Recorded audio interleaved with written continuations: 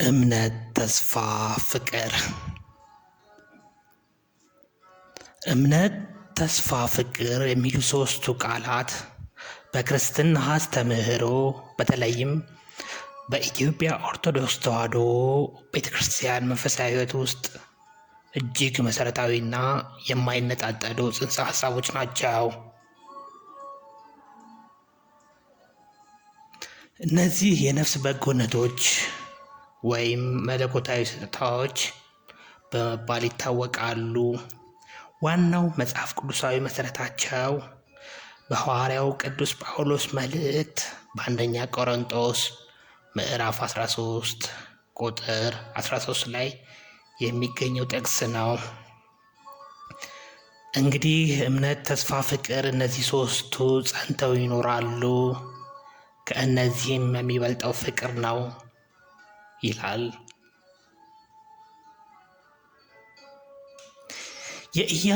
የእያንዳንዱ ጽንሰ ሐሳብ ምንነትና ግንኙነት ከዚህ በታች በዝርዝር እንመለከታለን። አንደኛ፣ እምነት።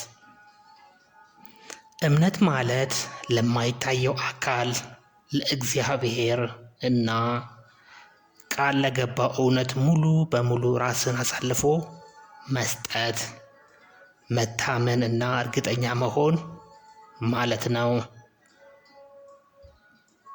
ተስፋ ስለምናደርገው ነገር የሚያስረግጥ የማናየውን ነገር የሚያስረዳ ነው ይላል ዕብራውያን ምዕራፍ 11 ቁጥር 1። እግዚአብሔር መኖሩን፣ ሁሉን ቻይነቱን እና በመጽሐፍ ቅዱስ ውስጥ የገባቸውን የተስፋ ቃላት ሁሉ እንደሚፈጸም ያለምንም ጥርጥር መቀበል ነው። የእምነት መሠረቱ የእግዚአብሔር ታማኝነት ነው። ሁለተኛ፣ ተስፋ። ተስፋ ማለት እግዚአብሔር ለወደፊቱ ያዘጋጀልንን መልካም ነገር፣ ይህም የዘላለም ሕይወት፣ ትንሣኤ፣ መንግሥተ ሰማያትን በናፍቆት እና በትዕግሥት መጠበቅ ማለት ነው። እምነት አሁን ባለው የእግዚአብሔር ማንነት ላይ ሲያተኩር፣ ተስፋ ግን ወደፊት የሚሆነው ላይ ያተኩራል። እግዚአብሔር የጀመረውን በጎ ሥራ እንደሚፈጽም እርግጠኛ መሆን ማለት ነው። ተስፋ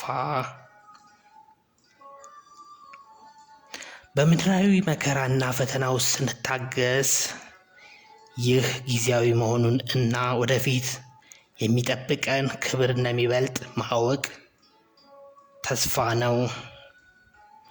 ተስፋ ለነፍስ እንደ መልህቅ ሆኖ በአውሎ ነፋስ ውስጥ ያጸናታል። ሶስተኛ፣ ፍቅር። ፍቅር ከሦስቱ የሚበልጠውና የማሰሪያቸው ማሰሪያ ነው። ይህ ፍቅር ስሜት ብቻ ሳይሆን ራስን አሳልፎ ለሌላው መስጠት፣ መስዋዕትነት መክፈል እና ቅድመ ሁኔታ የሌለው በጎነት ነው። የእግዚአብሔር ባህሪ ራሱ ፍቅር ነው።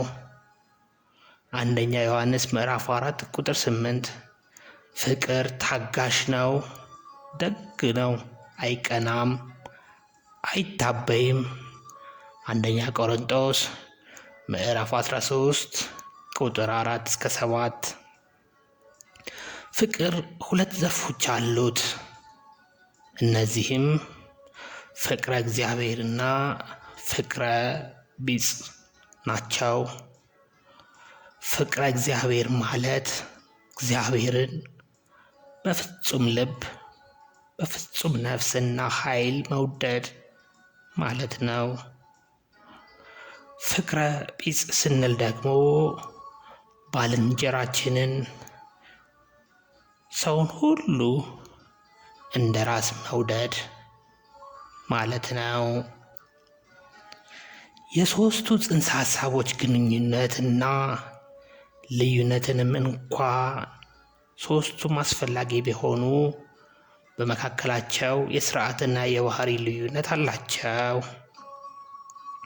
እምነት ተግባሩ ወደ እግዚአብሔር ያቀርበናል፣ ያጸድቀናል። እምነት አሁን በምድር ላይ ብቻ፣ በኋላ ስናየው እምነት አያስፈልግም። ተስፋ ተግባሩ በመከራ ውስጥ ጽናትን ይሰጠናል። የሚኖረውም አሁን በምድር ላይ ብቻ ነው። በኋላ ተስፋ ሲፈጸም አያስፈልግም። ፍቅር ተግባሩ የእግዚአብሔር ባህሪ ነው፣ የሕይወት መገለጫ ነው። ፍቅር ለምን ከሌሎቹ ይበልጣል? የሁሉም መጨረሻና ዘላለማዊ ባህሪ ስለሆነ ፍቅር ይበልጣል።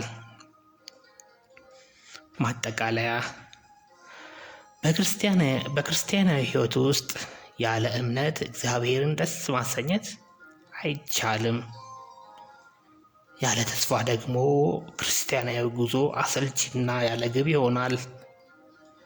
ያለ ፍቅር ግን እምነትም ተስፋም የሞቱ እና ከንቱ ናቸው።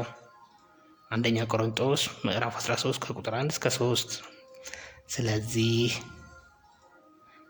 እነዚህ ሶስቱ የአንድ ሳንቲም ገጾች ናቸው። ፍቅር ግን ዋናው የመገባበያ ዋጋው ነው። እናመሰግናለን። ቤተ ዘመድ ቲዩብ ነን። ስላዳመጣችሁን እናመሰግናለን። ይህንን ቻናል ለማሳደግ ሼር፣ ላይክ፣ ሰብስክራይብ አድርጉ። እናመሰግናለን።